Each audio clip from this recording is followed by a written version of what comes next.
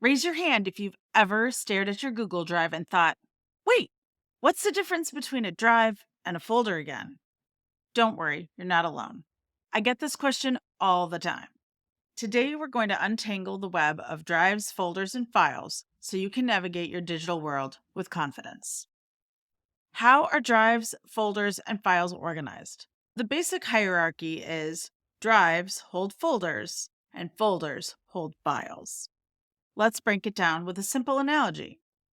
Drives are like file cabinets in an office. My drive is your personal file cabinet for the files that only you need to access, like the file drawer in your desk. Folders are just like the manila folders that go inside of a file cabinet.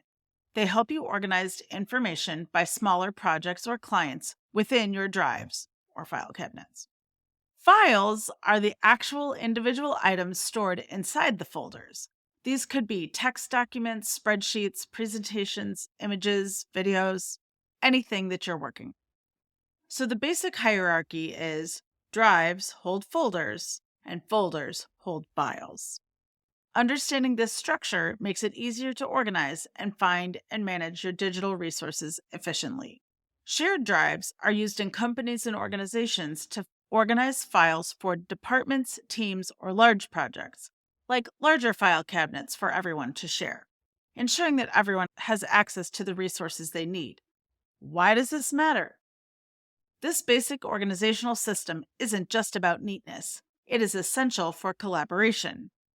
Properly setting up your drives and folders and saving your files where they belong ensures that everyone knows where to find things.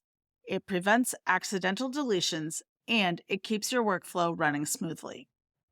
If you want to dive deeper into this topic, check out my video on sharing folders and drives. I'll guide you through the best practices for collaborating effectively in both. Understanding the relationship between drives, folders, and files is the first step to mastering your digital organization. When you know how these three pieces fit together, you'll work more efficiently and save time searching for what you need. Don't let your Google Drive overwhelm you. Take control and make it work for you.